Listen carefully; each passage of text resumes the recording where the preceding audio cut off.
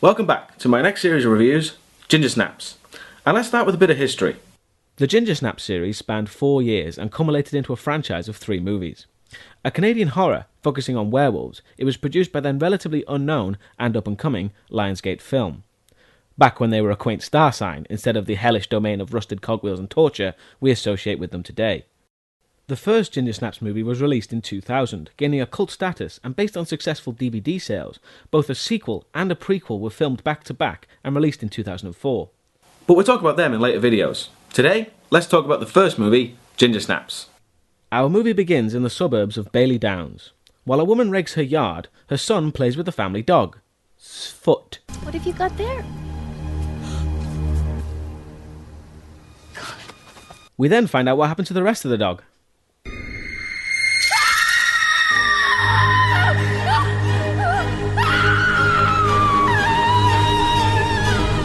Oh yeah, dog lovers might want to skip this movie. That's a cool pre-titles reveal and all, but I think that woman would have noticed her eviscerated dog spread across the lawn way before now. Plus the fact it doesn't really look like a quiet death either. After the credits, we're introduced to our 2 main characters, Bridget, played by Emily Perkins, and Ginger, played by Catherine Isabella. They're talking about what all teenage girls like to talk about, suicide and how they'd most like to do it. Fuck. Wrists are for girls. I'm slitting my throat. You should definitely hang. Bridget is concerned that everyone will make fun of her. It's the idea of everyone staring at me just lying there. I mean, what if they just laugh? But Ginger convinces her and they recite their childhood pact. Out by 16 or dead in the scene, but together forever.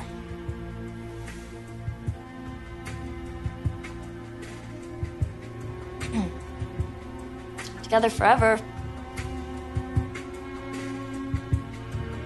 United against life as we know it.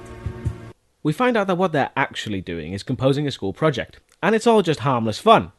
And you can see why Bridget was worried people would laugh, when there's pictures like this, and this one even has a clown in it. I watched some depressing shit. We then cut to the most loathsome of school activities, PE. Yes, big shock, I hated PE. During the game we get commentary from these douchebags, but I only need to mention one of them, this guy. So let's just call him Mo for future reference. Back with the girls, they play one of their games, which consists of making up stories of someone's death.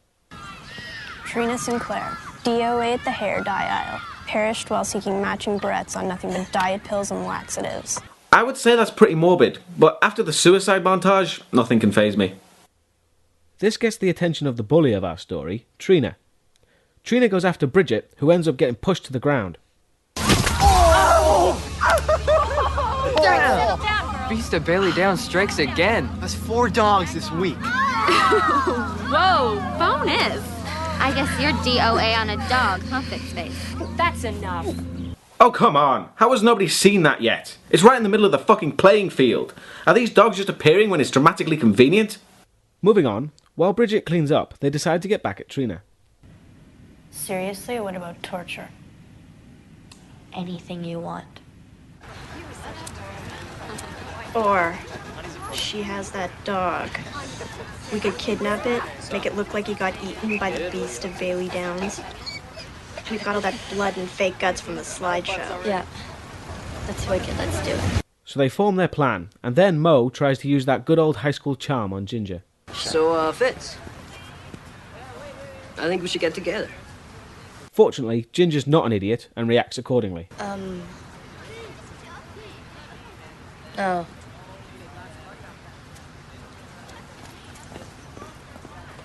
Bitch. You know, I'm starting to like these characters. Later that night, during a family meal, their mother notices Ginger rubbing her back. And oh god, this character. Does it ache back here? Might. Oh my god. Do you think it's cramps? Give it a rest for 2 seconds. Oh. Now I fully admit I didn't grow up as a teenage girl, so I don't know. But seriously, who talks like this? They might as well just hang a sign around her neck saying, "This is the overly concerned parent character." And while you're at it, replace the father character with a tub of butter. It'll be just as active, trust me. Due to an overload of embarrassment, they both make a swift exit from the table and are told to stay in that night. Your father and I have counseling tonight. I don't want you leaving the house. The news says there's still some wild animal on the loose. And being responsible teenagers, of course they listen to their mother and stay inside. So they're off to prank Trina by kidnapping her dog, but while on the way, they discover another dead dog. You know, that's a lot of dead dogs. What, 3 in one day? You'd think someone would bother calling animal control or something. But no, this is Bailey Downs. We don't give a shit! They decide to use the dead dog as part of their prank. Sadly, the dog is a little too, shall we say, damaged for their needs.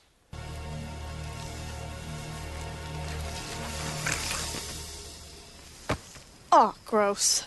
Shit. Leave it then. The drag.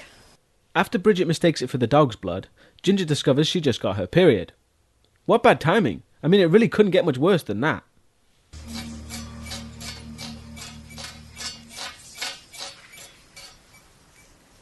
Let's get out of here.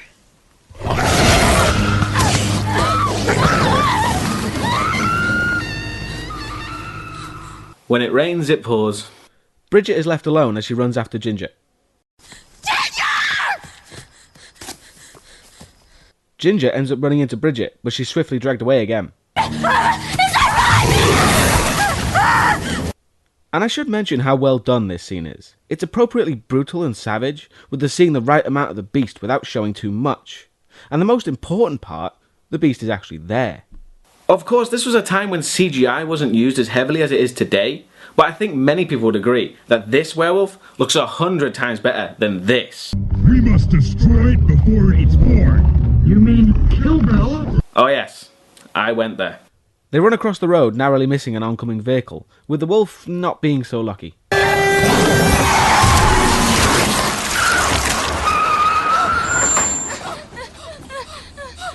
We then have a rather unconventional introduction to Sam. He's not important until later though, he's just here to swear a bit. Oh, fuck me. Bridget and Ginger get home, with Ginger looking pretty bad after the attack. But every injury Ginger got has now healed, and she's feeling much better, which we all know is a pretty bad sign. The next day, Ginger's not looking much better. Not because of the wolf attack, turns out it's just cramps. Just so you know, the words just and cramps, they don't go together. They run into Mo here, who suggests the use of pot for Ginger's pain. And although it seems like she's transforming into your typical rebellious teenager, Bridget can still tell that this is more than that. While waiting, Bridget is introduced to Sam and she asks about his damaged truck. I was just wondering what you hit. Well, officer, looked like a lycanthrope to me, sir. Other than horribly forced exposition, why would anyone say that like that? Yes, it gets across the fact that both Bridget and Sam know what werewolves are, and that they know something is up. But seriously, couldn't they have made it a little bit more subtle? The entire conversation just consists of... I was just wondering what you hit. Werewolf. Werewolf? Werewolf. But their conversation is cut short as Sam finds the smokers in the back of his van. They get thrown out and Trina turns up with her dog, and it suddenly gets aggressive towards Ginger. But Ginger remains unfazed and just gets aggressive back. Oh, you bitch! Okay, baby. I can't believe it. That was so weird. Again, not a film for dog lovers. Also, I should clarify at this point that despite my jokes about some parts of the story, I really like how this film is written. For example, it's at this point the film needs Ginger and Bridget's relationship to fall apart, so they can come back together when the threat is more real. Now they could just lazily have Ginger suddenly and out of the blue hate Bridget, and even then it would work due to Ginger's changing personality. But they weren't lazy with it. Through a series of different events, Ginger slowly comes to dislike and distrust Bridget, which culminates in them in breaking apart. The events are, Ginger discovers hair growing from her scars, which Bridget thinks it's because of werewolves, and Ginger thinks Bridget isn't taking it seriously. Bitten on a full moon. Now you're hairy. I know, but think about it. Well, thank you for taking my total fucking nightmare so seriously. Then, their mother finds out about Ginger getting her period, which, true to her stereotype, celebrates it ridiculously at the family dinner, which Ginger again blames Bridget for and accuses her of jealousy. You're so dead. I didn't. Those 2 points result in Ginger and Bridget arguing, leading to their relationship breaking apart. So yeah, no matter how much I make fun of the writing, this simple series of events shows it's a well-written story, with realistic and believable characters, especially in our two protagonists. Ginger shows up at school the next day with a sexy walk montage, and now all the guys find her attractive, even though from what I can see, all she did was put on a tighter shirt. Clearly it's her mind the guys are interested in. And Ginger's now with Mo, which despite being completely different to what she was like 2 days ago, only Bridget notices something odd and continues to get deeper into her werewolf theory.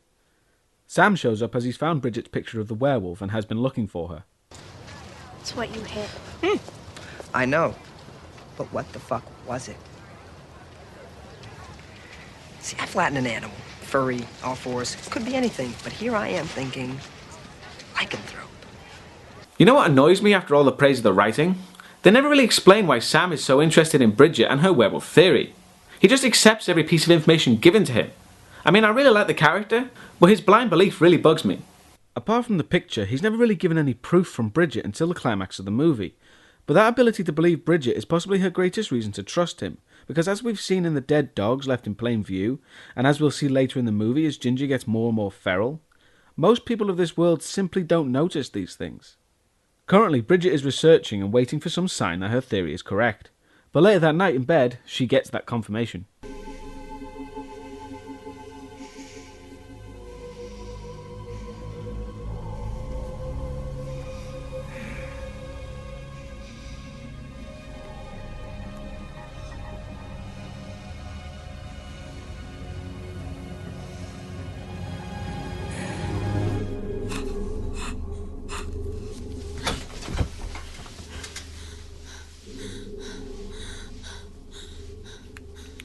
How did she know to look there? I mean, I know she needs to discover Ginger's tale, but really?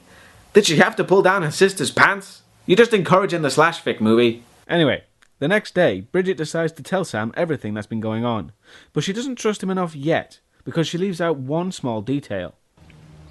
I'm changing. Like right now, and full moons have nothing to do with it. You're serious? We don't really know how much Sam trusts Bridget either, but he does take her seriously. It's like an infection. Works from the inside out. It's like a virus. Right, see, biology. And there's something you can sink your teeth into. So to speak. Well, almost. But he does give her something to try.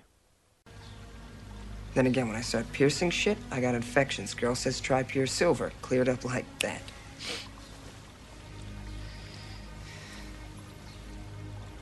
The ancients thought pure metals purified the blood. They thought leeches did too. They do. That night, Ginger and Mo are to have sex in the most romantic of locations, in the back seat of a car at the end of a cul-de-sac. Just lovely. And as expected, Mo tries to take charge, but that won't be working with Ginger. She decides to take charge herself. Who's the guy? Who's the guy here? Huh? Who's the fucking guy here? Feminism! Don't we need protection here? Stop it! Wait a second. You're fucking hilarious, cave boy. We're left wondering on Mo's fate as we move straight to Bridget as Ginger comes home, and she finds Ginger doing what you'd expect after sex. Get out. Get out. What happened? Something is really, really wrong with me, Pete. Oh yeah, I've been there. But Mo's survival is confirmed when Bridget looks over the fence. Killed Norman. He barked, and he barked, and he kept fucking barking, and I couldn't stop myself. And with Ginger finally realising his situation, Bridget decides to try Sam's idea of piercing silver. Bridget gets on top of Ginger to perform the piercing. Ready? Yep.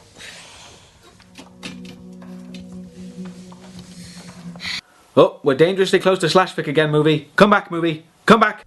Okay, there we go. After a little struggle with the needle, Bridget gets the ring in. However, the next day during more PE, Ginger needs a little maintenance tail-wise, so possibly the ring isn't working out so well. Sam turns up with everyone surprised that he wants to speak to Bridget, including Bridget. Sam's clearly high as fuck, which makes Bridget uncomfortable. Are you on drugs? Like, right now? I'm in class here. Yeah, excuse me for giving a shit. Trina, jealous of Bridget, immediately tries to tackle her, but Ginger is having none of it this time.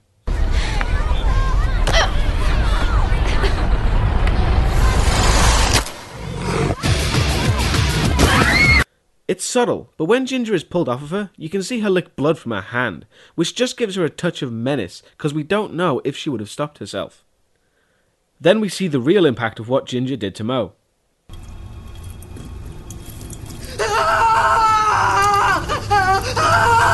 And this is where the movie loses me a little. We know why Ginger didn't go to the hospital, because he didn't want her mother finding out. But really, what's his excuse? Last time I checked, pissing blood was a pretty life-threatening thing. Why wouldn't he just go to the hospital? Hell, even Ginger went to see the school nurse. Mo bumps into Bridget, who realises what Ginger has done. Ginger seems unconcerned and is more concerned with Ginger's relationship with Sam at this point. You gave it to Jason. You had unprotected sex and you infected him. Oops. I have to see Sam. He's got an idea. I'll bet he does. Well, let's go. They go to see Sam to get some ideas of what to do, with Ginger not taking much seriously and mainly using the opportunity to undermine him. Wicked. Smoke us up. Yeah, wicked, huh? Get the fuck out. Sam describes his new idea, taking on an almost Van Helsing-like character to the movie. I, compared homeopathic treatments of infections to the folklore of all this. Take a look. Aconitum dilycotonum. Lyco as in wolf? Right. It's called monkshood. It's a cousin of wolfsbane, except this stuff is safe in small doses. It's a superoxidant, read radical detox. It promotes white blood cell growth. This, I have to say, is a really interesting and unique move on the movie's part. It goes into the wolfsbane idea of werewolf cures and puts a new spin on it. However, the nitpicker in me needs to go into more detail about this. In the little research I did, monkshood is actually known as Aconitum napellus, and all plants in the Aconitum genus are highly toxic. In fact, they're both a neurotoxin and a cardiotoxin. So, this stuff is safe in small doses. Is way off base. And it's a superoxidant, read radical detox. Is pretty much movie science bollocks right there. This is bullshit, okay? Clearly Ginger thinks so as well. And then, almost in an attempt to embarrass Bridget, she tells Sam what happened. Okay, she's killed a dog already. She's fucked. She's growing a tail. Did you tell him that? Ginger. You're growing a tail? Yes. It very much seems like Ginger is jealous of Bridget and Sam, and her transformation is making those kinds of emotions bubble up to the surface. What the fuck are you? Pervert, she's 15. Ginger, wait outside.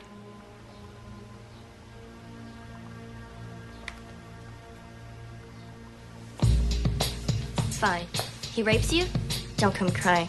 I'll be at home. Well, that's just rude. Afterwards, Ginger is shaving, and we're finally starting to see actual physical changes in her now, with her struggling to shave the coarse hair and finding new additions to her legs.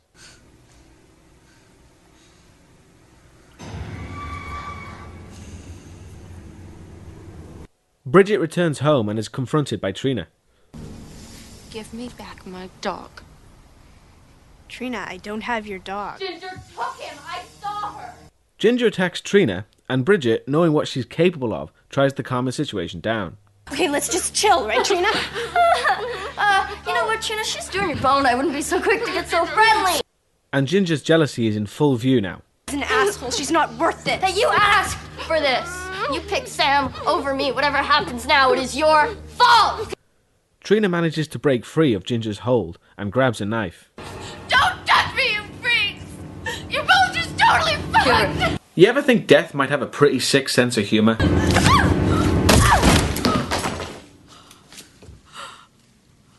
Uh-oh. And then the movie turns into a comedic farce as their parents get home and they need to hide the body. Jesus Christ, on a bicycle. What the... Girls, I told you no more deaths in the house. That's actually pretty clever. Also, who actually hears their mother say, no more deaths in that house? Except maybe Norman Bates. But then their mother goes to the freezer. Mom. What? How can Bridget possibly distract her mother from that? What do you guys want? Ah, of course. After a brief talk, it's action stations. Well, I say brief.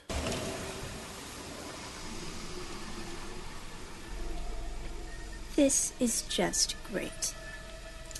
Yeah, field talks just suck now. Holy shit, how long were they talking? Were we flung into the future by sheer embarrassment alone? Now. Get me a screwdriver.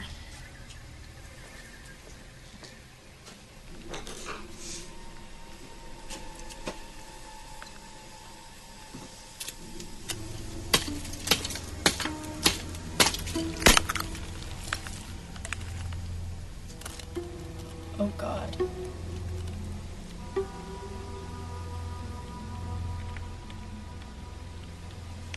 Way to go. You know, I'm all for having the bully of a movie get their just desserts, but really? She gets an hilarious death, frozen solid, mutilated, and a shallow grave? Clearly this film doesn't fuck around when it comes to killing off characters. The next day at school, Bridget is confronted by Mo, and he's begun his transformation into a werewolf, but he's also finished his transformation into a terrible actor. Is Ginger avoiding me? Huh?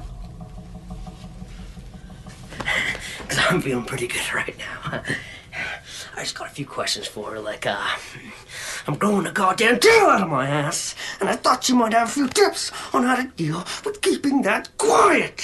Hurting me won't help. You want to know what I did for fun last night, huh? I killed my own freaking dog, okay? Now what am I supposed to do about that, huh? And another dog bites the dust. Seriously, what's with the dog genocide? Fortunately, Bridget is saved by the janitor with Mo running off. Thanks. And apparently nothing else happened that day as we immediately move to the family meal that night. Their mother has found out about Ginger skipping school. Ginger leaves, followed closely by Bridget, but her mother's not letting her go this time.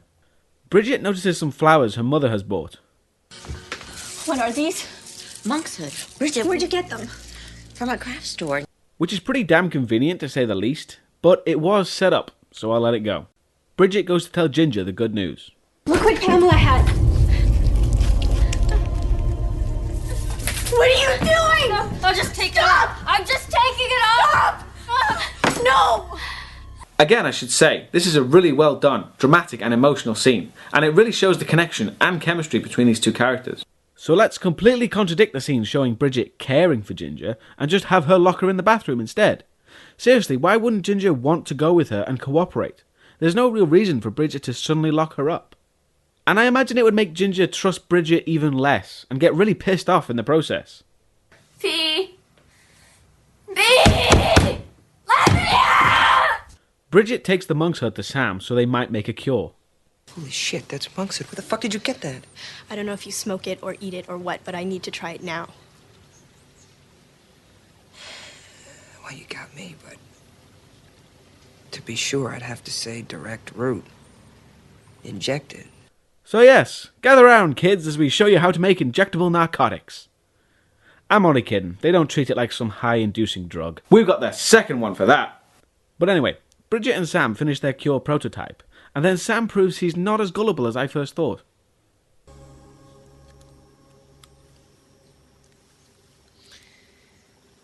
Understand, you may kill her trying to save her. What? It's for Ginger, isn't it? However, the line preceding that confuses me. Try to come tonight. Here's your sister's werewolf cure that may end up killing her. And you'll need cheering up after that, so come to my Halloween party. Bridget returns home to find that Ginger's escaped. We then see what she's up to. You going to the greenhouse bash tonight? Yeah. Good. I'm in charge of the prizes. You two could be a winner. Wait a second, she was wearing clothes the last time we saw her. Why would she just decide to take off her shirt? Unless she just really wanted to flash someone. We then get back to Bridget, who's out looking for Ginger, when she hears a scream. Let him go, McCarty. Was he attacking that kid because he was dressed like a dog? What's your problem with dogs, movie? Oh yeah, a chick. Excellent. Come to Papa, baby. Come and get some candy. What the hell was that? That was either supposed to make him sound intimidating and failed horrendously, or to make him sound stupid as hell and succeeded fantastically. Mo tackles Bridget, but fortunately, she's as sick of him as we are, and sticks him with the needle. And sadly, Mo yet again escapes death.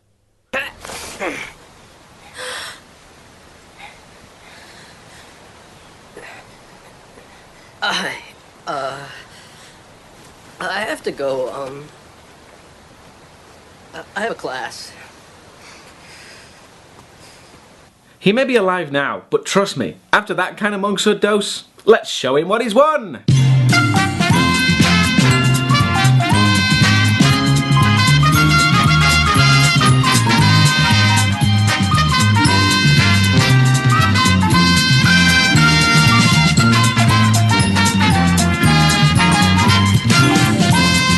As you can imagine, Bridget is feeling pretty happy about her cure, and goes to the school looking for Ginger. She's called to the office, but instead of finding the teacher, she finds Ginger, who's moved on from killing dogs.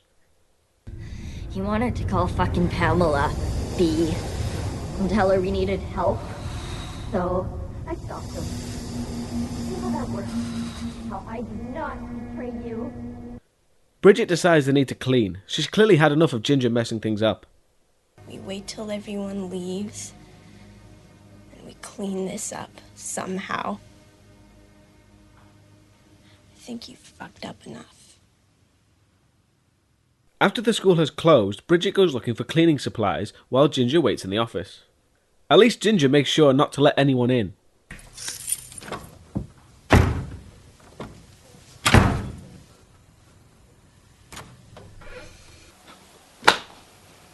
Bridget returns to find Ginger has gone completely bonkers. Stop! Ginger, buddy! Please stop! Ginger, stop! He hasn't done anything! I don't like how he looks at you.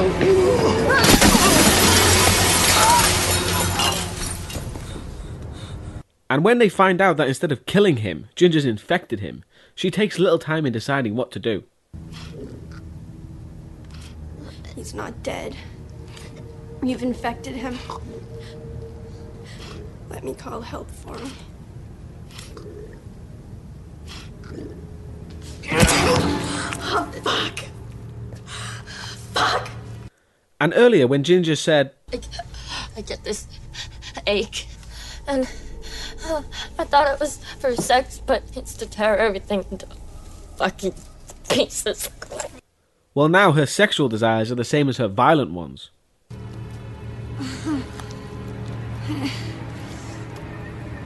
You like it? It feels so good, Bridget. It's like touching yourself. You know, every move, right on the fucking dot.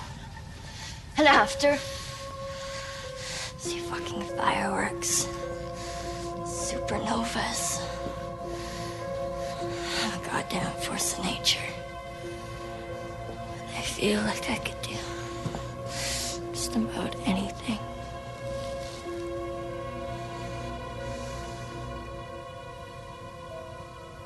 We're almost not even related anymore. Okay, I may have the weirdest boner ever right now, but on no account does that mean there needs to be slash fic, okay?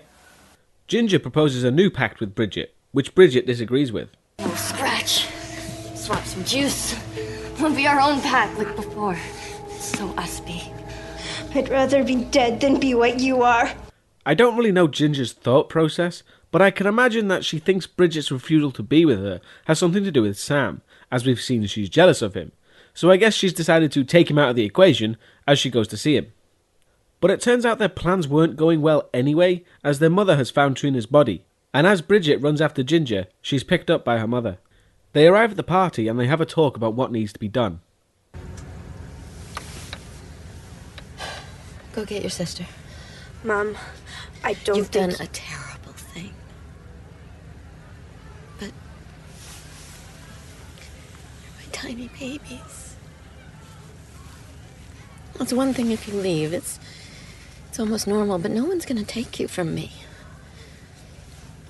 First thing tomorrow, I'll let the house fill up with gas and I'll light a match. Wow, I totally misjudged how insanely overprotective the mother was. But after everything she's been through, Bridget seems relatively unfazed by her mother as she goes to get Ginger. Elsewhere though, Ginger, whose transformation has become quite extensive now, all the way down to having 6 nipples, finds Sam and tries seducing him. But Ginger should learn that when a man says no, he means no, as Sam pushes her away, which she obviously takes quite calmly. Ginger. Fuck! You bitch! You want me? You want me? Stop hurting everybody else and take me! Take me! I don't want you! I don't even know you! Bridget, don't.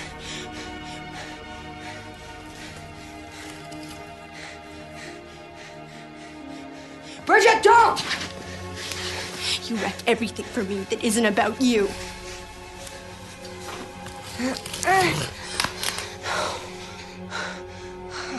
Shit. Now I am you. I get Bridget's thinking here of making her more like her sister to get her to trust her, but I think having 2 unstoppable killing machines running around wasn't the best idea. Plus I think Bridget's going to end up regretting doing that. Ginger and Bridget get out of the building, but their escape is short-lived as Sam is there to save the day.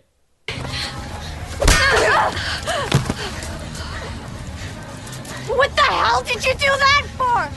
I won't let you do this, Bridget. You both need help. You fucking idiot! The cure works. I had to use it on somebody else, but there's more at the house. This is the only way I can get her to come back with me. Oh, shit. What? How was I supposed to know that? So yeah, a little misunderstanding there by Sam. But it certainly made Ginger more compliant, and they're on their way to get more cure. They get home, but Sam remembers something he really shouldn't have neglected. Oh, shit. Yeah, I meant to fix that. Did she get out? Oh, God, I hope not. That's a pretty big oversight, considering his plan was to keep the killer werewolf in that van. But who knows, she might still be unconscious.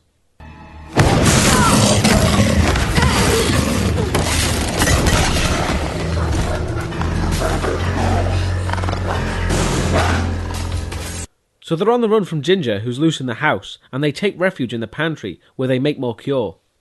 Once they're finished, Bridget wants to be the one to give it to Ginger, but Sam says he'll do it. Let me do it. You can hardly move. No. You can't do this by yourself. Let me take the needle. I'll go into the living room. You lead her in. Bam. We're done.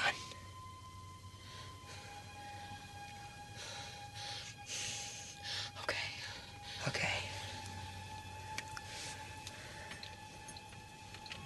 Oh, you see, I knew this movie would get cliched and I'd hate it eventually. You had a good proactive character in Bridget. You didn't need a man to make a more stereotypical ending of man fights beast while he protects the woman.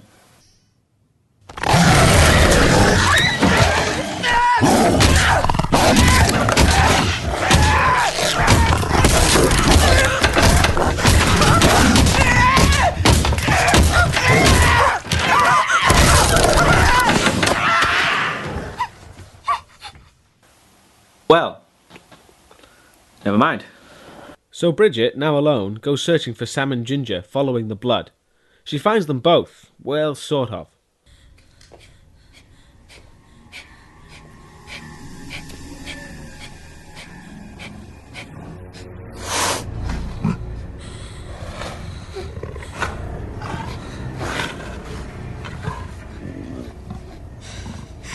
Ginger.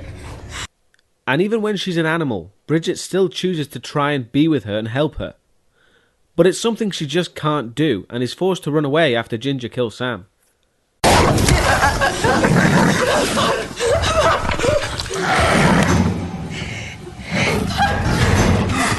Bridget runs around the basement a bit, but is cornered in their bedroom by Ginger.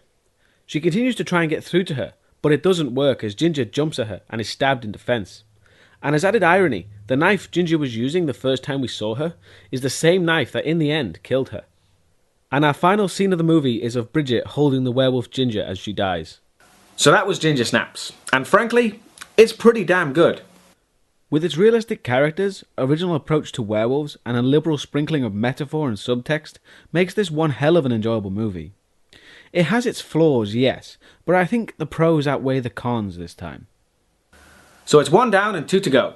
Join me next time when we'll find out if the sequel will fare just as good. See you next time.